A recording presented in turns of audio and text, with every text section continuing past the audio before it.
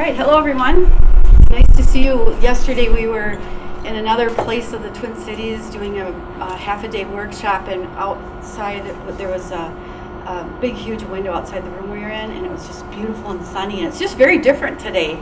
So I'm kind of glad we don't see the snow falling down out there. So thanks for coming regardless of how the roads are. So we're here today to talk a little bit about the human resources issue as it relates to small businesses. And my name is Julie Tschida, and this is my partner Cindy O'Donovan. And just real briefly about us, we are co-owners of a business called Right4 Your Business. And what we do is we offer business and human resources consulting to small to mid-sized corporations and businesses. And one of the things about my background that's of interest to this subject is that I was a corporate human resources practitioner for 20 plus years here in the Twin Cities. And I left there actually about 10 years ago and went into academics. And so since then I've been teaching business and human resources at a number of colleges and universities across the Twin Cities here. And I also have a BA, a bachelor's degree in human resources management, and a doctorate and a master's degree in leadership and organizational management. And so Cindy, maybe you could say a few words about yourself. Well, between the two of us, we have 50 years of experience in human resources, which makes us sound really old, but we're young at heart. It also means we've seen a lot of things. It's amazing. If you work with people, I'm sure you've all encountered situations that it's like, in fact, we just heard from a client Monday. He called, "You're not going to believe this one." And I'm sure you've encountered similar things. So working with people can be one of the most fun, exciting things you'll do. It can also be one of the most challenging things you can do. So what we want to talk to you about is sharing a little bit of our experience, some tips and hints to get yourself off to the right foot working with your employees. And we're going to talk about 4 key components, and we'll look forward to talking with you in the back of the room with a little bit more detail. Julie's going to start us off with the first segment. All right, so one of the things as a business owner that we all need to keep in mind is that business will grow through people.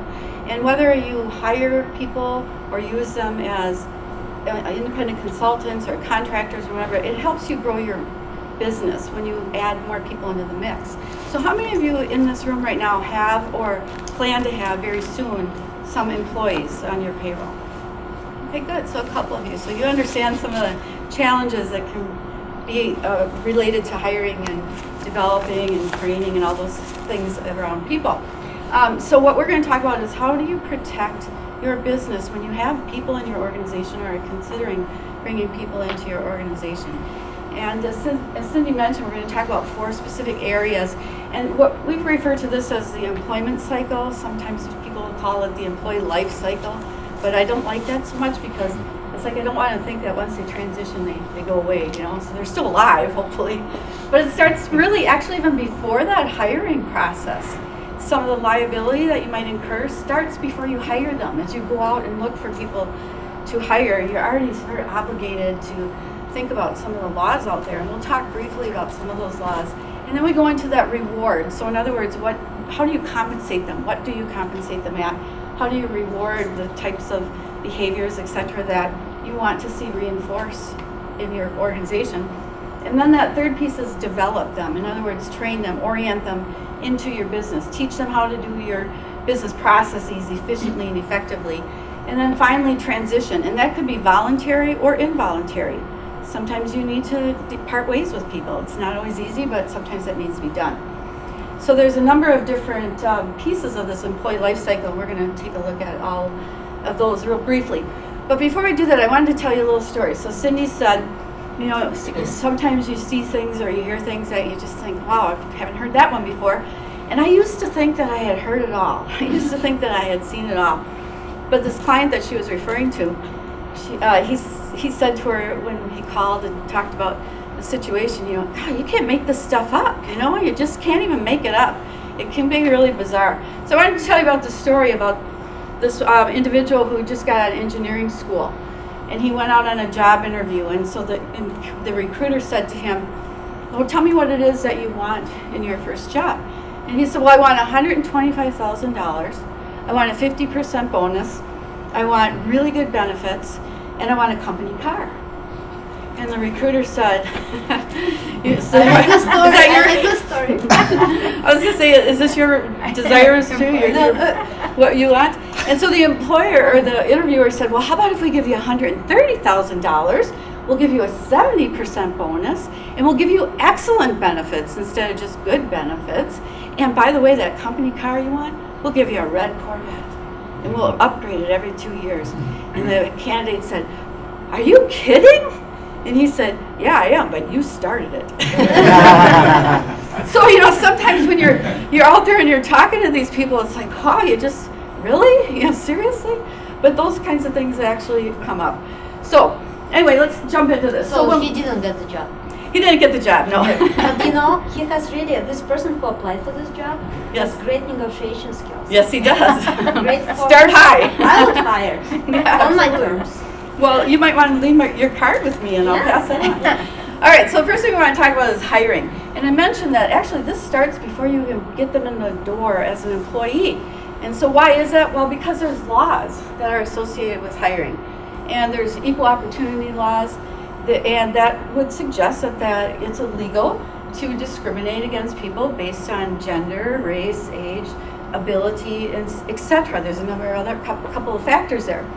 And so that starts even before they're an employee, right? So you go out and look for an employee, you have a job posting, you put it out there, you gather candidates. So one of the things that we suggest is that you have a fair and effective process in order to ensure that your practices are non-discriminatory.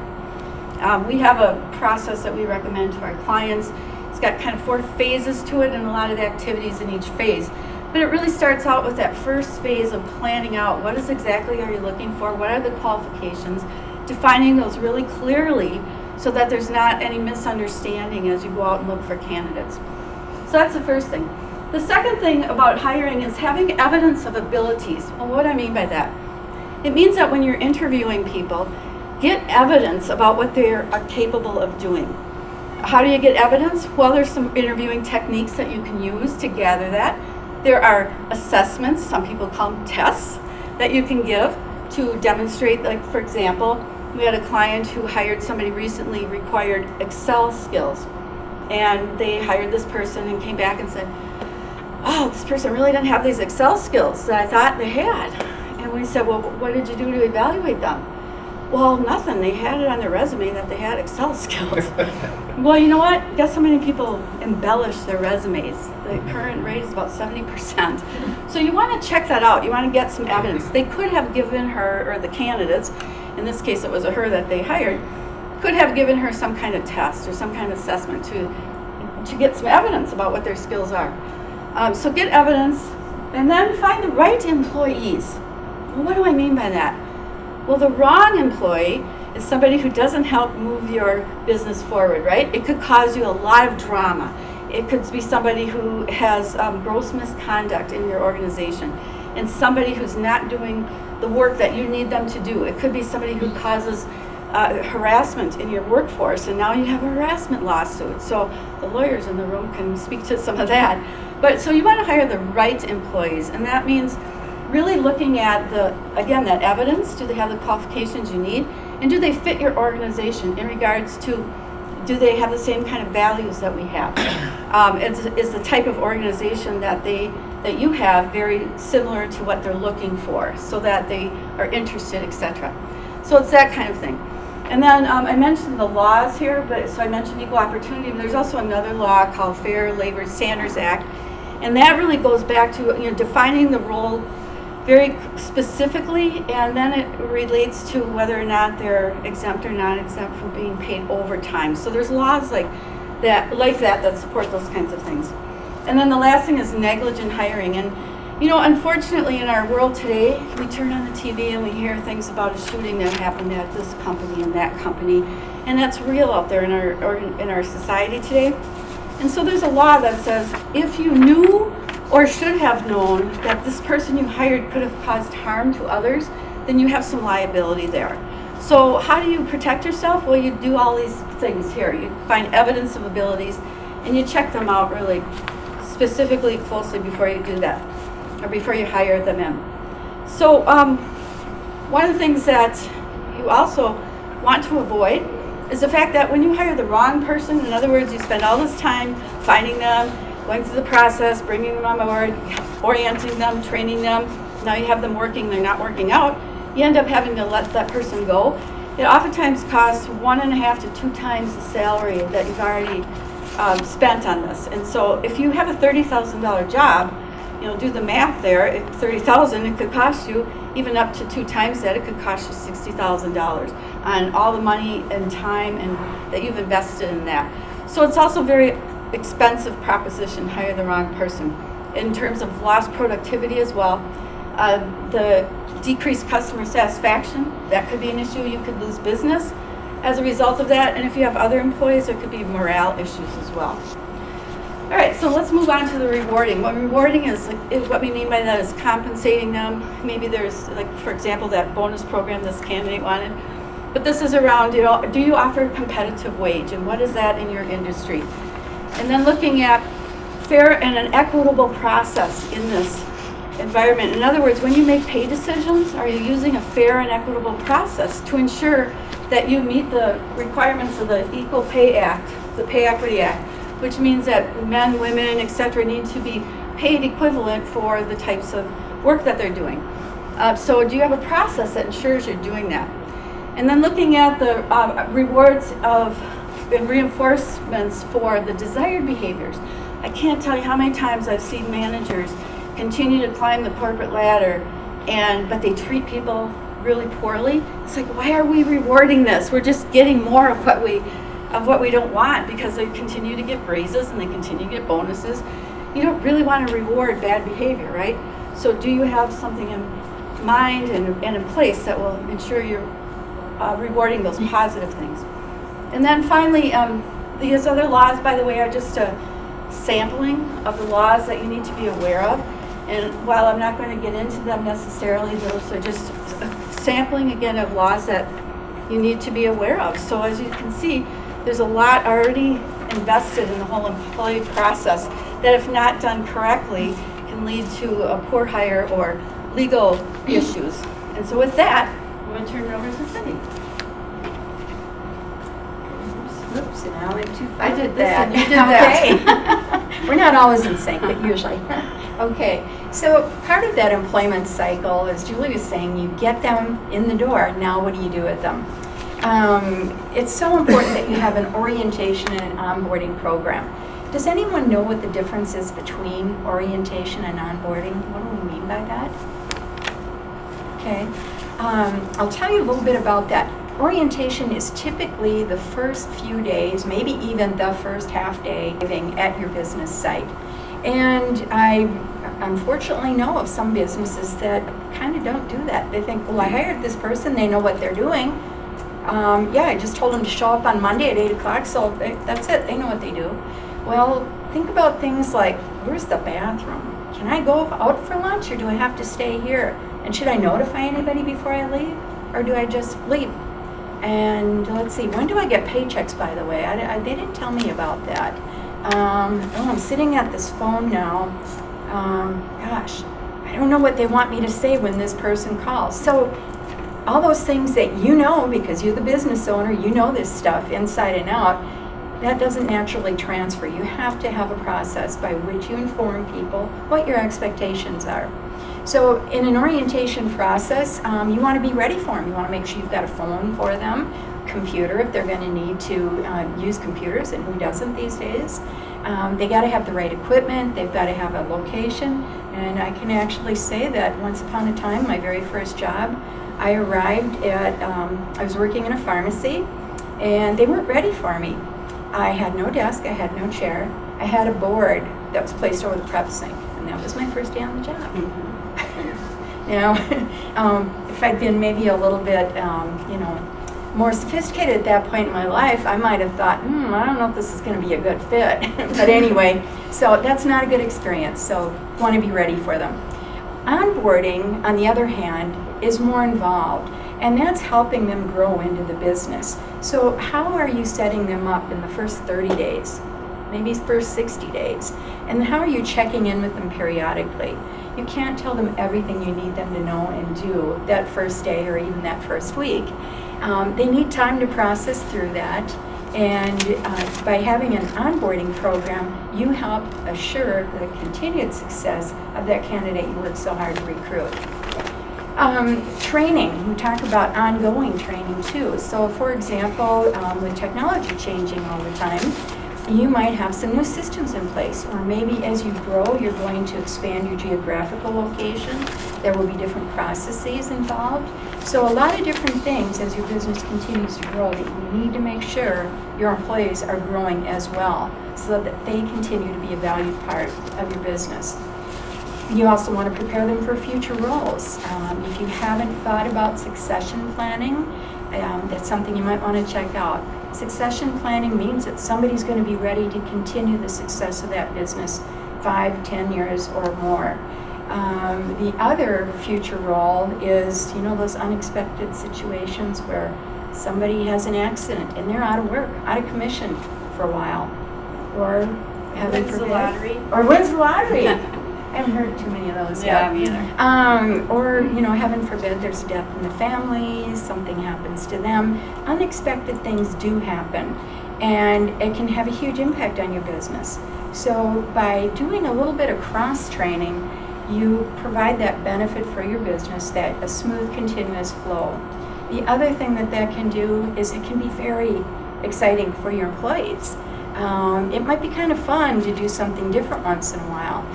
Even more important, though, is that whole idea of as you get bigger, have you ever run into a place where the departments are kind of infighting? Well, service didn't take care of that problem. That's not my fault. I'm the sales guy. I made sure that sale went really good. Service really screwed us up here. If they spend a little time in each other's areas, it's amazing how much quicker they understand the importance and the value of what everybody in the organization does. So keep that in mind. And then employment laws, again, there are some employment laws that do specify what needs to happen or what should not happen. Equal opportunity covers promotion and development opportunities, so it's important there. The other thing is OSHA. You want to make sure you're running a safe shop. So OSHA has some very specific requirements about what kind of training you provide to your employees with equipment or processes. And then workers' compensation.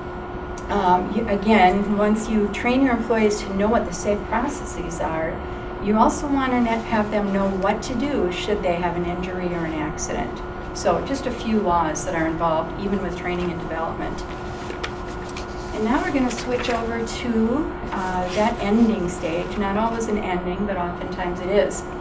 So if a person leaves, unless you're doing the termination, you know full well why they're leaving. We'll get into that. But an exit interview process for someone who's voluntarily leaving. How many of you have used that or participated in that in other organizations? Good, a couple of you? Okay. From a human resources and a business standpoint, that is an invaluable time to collect some information. I've used this in larger organizations, and you know how you sometimes kind of know there's something not quite right in a particular area? Well, you begin to see a pattern. Sometimes people don't want to come and tell you there's a problem. They don't want to be the tattletale. They don't want to make waves. They might just choose to leave instead. That's not a good thing. If you do an exit interview process where you gather that information, that can be beneficial to you so that you can repair some things. It's not only important to say, why are you leaving? What made you start looking for something else is a key question. And it can give you different insights into what's going on. Discipline process, also referred to as corrective action. We have a very methodical process that we advise people follow. We've used it successfully in both of our careers. But you start by not surprising people. If there's a problem, bring it to their attention.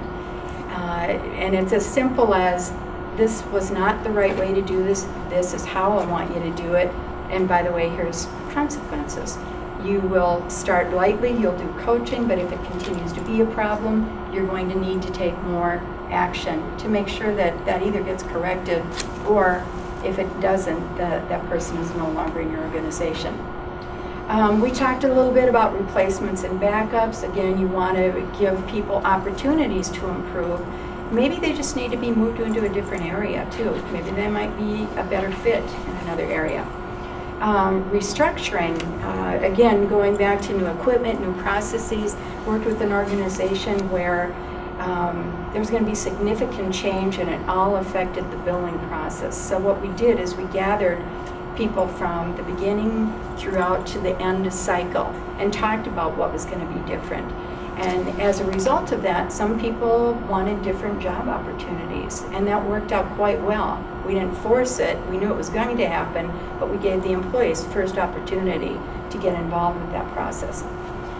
Other employment employment laws involved in this employment cycle would be COBRA, the continuation of benefits. Equal employment opportunity applies again, and applies throughout the entire process. The WARN Act, if there's going to be a closure or a significant layoff, there's a requirement that you warn people, give them a specific amount of time, some notice, and also some supports might be beneficial. And then certainly wrongful termination. Oftentimes very expensive litigation occurs when there's been a wrongful termination. And what sometimes happens is that's a result of not following a process. Or not following it consistently, treating other people differently. So all factors in the employment cycle. So we've covered just 4 primary areas. We actually say that our business works with our clients to deal with hiring and everything in between. So hitting upon those 4 cycles. And bottom line is, don't get burned. Protect your business, do things right. There are responsibilities throughout the cycle, and it is something you can manage. You don't have to know all the laws, and it is advisable to know an employment law attorney, but there's a number of things that you can learn very easily, and some really safe practices, and we'll tell you a little bit about that in just a second. But most importantly, develop and follow effective processes. And you heard Ken talk about how you want to document that. Make sure you document everything you're doing. That's going to be your protection. It's also going to help you assess, is this continuing to be a pattern? Is this something that maybe I don't have the right fix? Maybe I need to do something different. You work hard to get your business off to a good start, and this is going to save you.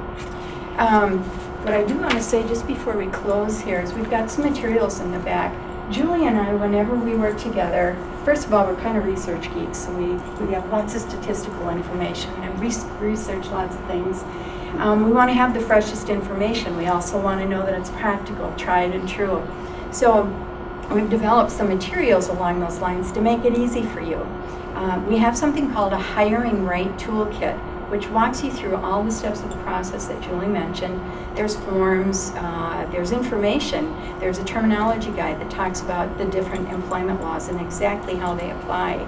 So take a look if you'd like, it's in the back. One of the other things that we like to do is have fun. So we've designed a game that teaches the hiring process. And we just did this yesterday with the chamber. It really was a lot of fun, and we love to play it with you. So if you have a chamber group or any other group, or if Pat would like to invite us back, we'd love to have you play the hiring game.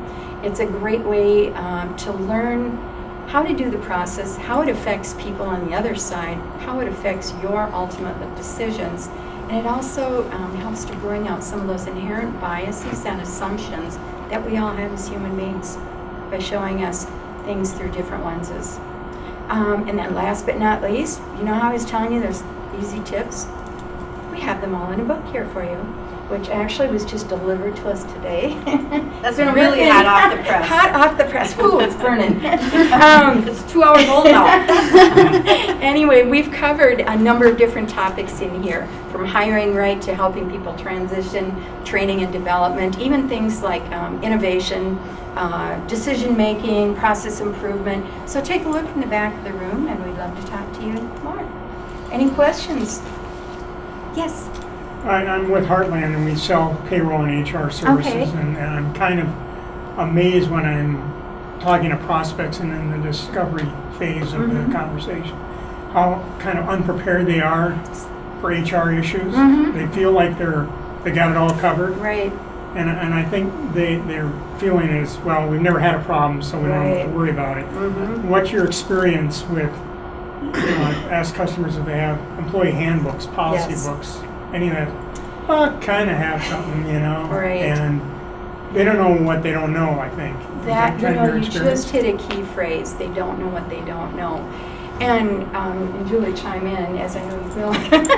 But it's been our experience that is true. Firsthand, people don't always think about, oh, I got to have an employee handbook. Well, I've got 2 employees. Why do I need one of those? It's almost like you have to have a business plan for your business, right? Because there's some certain aspects that you're going to need to cover. It's your finances, it's your taxes, it's your technology. HR is another huge part of a business, important part of a business, and not everybody recognizes that because it's like, well, I work with people every day. I know what I'm doing. I know them. They're my neighbor or they're my nephew. They know me, and so we'll just get along, and I'll just tell them what to do, and I know they can do this, and that's it. Doesn't always work to that benefit. We have worked with a number of clients. In fact, our target market is typically small to medium-sized businesses that may not have that HR person or that expertise themselves. And so we do help them walk through those things, but we also phase it in. What's your greatest need? What's your biggest pain point right now? And how can we help you do that? So worked with somebody recently who had a handbook but needed some tweaking. It wasn't up to date. There's another one we recently looked at that needed more process involved. It said, here's what we say about it, but it doesn't say what happens if people don't follow through, the consequence piece. What I would add to that, one of the best things that you can do as an employer with your employees is set expectations and do it very clearly. And because I don't really believe that most people get up in the morning and go, let's see, how can I tick off Bob today? And how can I tick off Brian? They get up and they go do what they do, and along the way things happen. They have conflict with folks, they do something wrong, they don't necessarily intend to. But the way to help prevent that is to really be clear on expectations around behaviors and around consequences. And having a handbook is certainly one way of doing that. So we really encourage people to have those expectations documented. Thank you very much. Thank you.